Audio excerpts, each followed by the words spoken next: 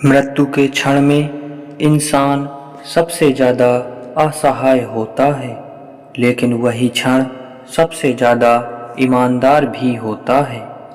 जीवन भर जो बातें दबाई गईं, जो सच छुपाए गए, जो शब्द कभी बाहर नहीं आए, वही अचानक ओंठों तक आ जाते हैं। परिवार हैरान रह जाता है, रिश्ते कांप जाते हैं और लोग कहते हैं मरते समय ऐसा क्यों बोल गया। गरुड़ पुराण कहता है कि यह संयोग नहीं, यह नियम है, क्योंकि मृत्यु मन को तोड़ती है और मन के टूटते ही आत्मा सच बोलने लगती है। गांव के लोग कहते थे कि मरते समय इंसान या तो बहुत शांत हो जाता है या फिर बहुत बेचैन, लेकिन जो सबसे ज़्यादा डराता है वह क्षण होता है जब कोई व्यक्ति जिसने जीवन भर कुछ नहीं कहा, अचानक सब कुछ कह देता है। ऐसे सच जो उसने ना कभी स्वीकारे, ना कभी माने, ना कभी किसी से बांटे। और यही वह क्षण है जिसे गरुड़ पुराण केवल मृत्यु नहीं बल्कि बंधन टूटने का समय कहता है। क्योंकि गरुड़ पुराण के अनुसार मृत्यु कोई अंत नहीं बल्कि वह क्षण है जब आत्मा और मन के बीच का समझौता समाप्त हो जाता है। और जब यह समझौता टूटता है तब मन झूठ नहीं ढो पाता। यही कारण है कि कुछ लोग अपने आखिरी समय में ऐसे सच बोल देते हैं जिन्हें सुनकर जीवित लोग कांप जाते हैं। राम स्वरूप पूरे जीवन एक सम्मानित व्यक्ति माना गया था। समाज में उसका नाम था, परिवार में उसकी बात अंतिम मानी जाती थी।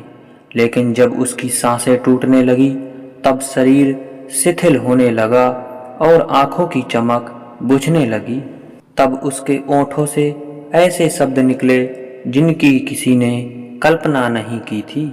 उसने अपने पुत्र से कहा कि जिस जमीन को वह पवित्र मानता है वह झूठ से खरीदी गई थी। उसने अपनी पत्नी से कहा कि जीवन भर जो मौन उसने देखा वह त्याग नहीं बल्कि डर था। और यह सब सुनते हुए परिवार समझ नहीं पा रहा था कि यह कौन बोल रहा है, वह आदमी जिसे वे जानते थे या कोई और। गरुड़ पुराण कहता है कि यह कोई और नहीं होता बल्कि वही आत्मा होती है जो जीवन भर मन के नीचे दबाई गई थी। क्योंकि मन झूठ बोल सकता है, समाज के डर से, लाभ के लिए, सम्मान के लिए, लेकिन आत्मा झूठ नहीं बोलती, वह केवल मौन रह सकती है। और जब मृत्यु का समय आता है तब आत्मा को मौन रहने की आवश्यकता नहीं रहती, क्योंकि तब उसे शरीर में और टिकना नहीं होता। गरुड़ पुराण में स्पष्ट रूप से कहा गया है कि जैसे जैसे मृत्यु समीप आती है वैसे वैसे प्राणवायु इंद्रियों से हटने लगती है, और जब प्राण मन से हटता है तब मन की पकड़ ढीली पड़ जाती है। यही वह क्षण होता है जब मन द्वारा बनाए गए सारे आवरण टूटने लगते हैं। जीवन भर इंसान जो कहता है, जो दिखाता है, जो निभाता है, वह सब मन की रचना होती है, लेकिन जो वह छुपाता है वह आत्मा की स्मृति में जमा होता रहता है। और मृत्यु के समय आत्मा को यह स्मृति अपने साथ ले जानी होती है, इसलिए वह उसे हल्का करना चाहती है।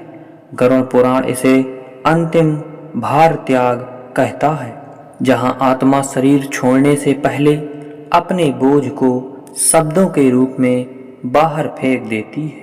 यही कारण है कि कुछ लोग आखिरी समय में अचानक अपराध स्वीकार करते हैं, कुछ अपने प्रेम को मान लेते हैं, कुछ अपने डर को उजागर कर देते हैं, और कुछ ऐसे सच बोल जाते हैं जिन्हें सुनकर जीवित लोग चाहते हैं कि काश वह व्यक्ति चुप ही रहता। यह भी देखा गया है कि हर व्यक्ति ऐसा नहीं करता। कुछ लोग चुपचाप मर जाते हैं, कुछ कोमा में चले जाते हैं और कुछ को कुछ कहने का अवसर ही नहीं मिलता। गरुड़ पुराण इसका कारण भी बताता है।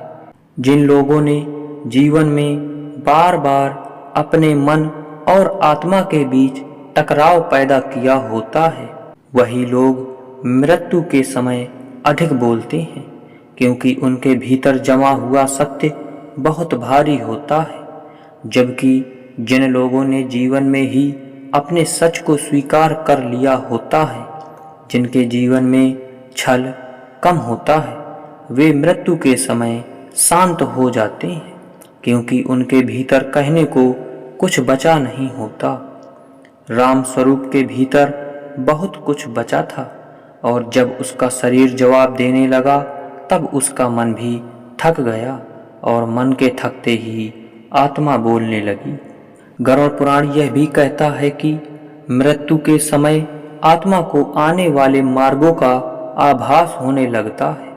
वह यमलोक की पीड़ा या शांति को नहीं, बल्कि अपने ही कर्मों की गूंज को महसूस करने लगती है। और जब आत्मा को यह बोध होता है कि जो सच उसने दबाया वही उसके साथ जाएगा, तब वह उसे बाहर छोड़ देना चाहती है।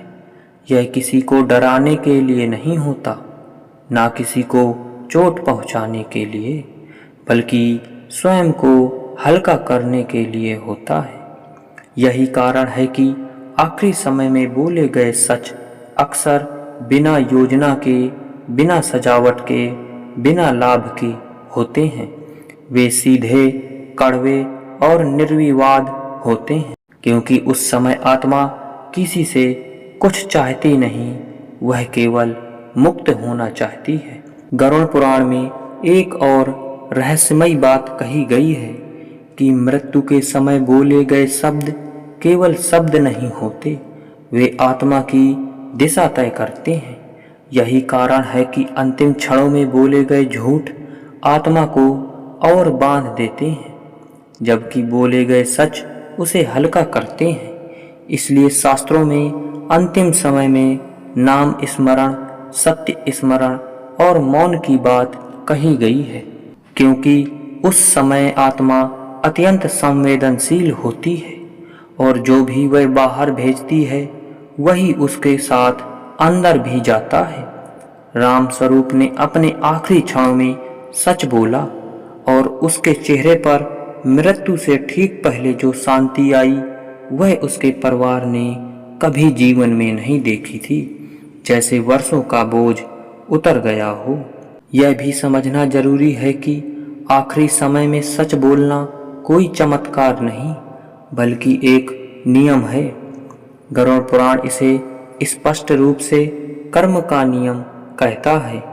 जो जीवन भर दबाया गया वह मृत्यु में फूटता है, जो जीवन में स्वीकार किया गया वह मृत्यु में शांत हो जाता है। और यही कारण है कि कुछ लोग मरते समय अचानक बदल जाते हैं, उनकी आवाज़ बदल जाती है, उनके शब्द बदल जाते हैं, क्योंकि तब बोलने वाला मन नहीं आत्मा होती है और आत्मा समाज से नहीं केवल सत्य से जुड़ी होती है।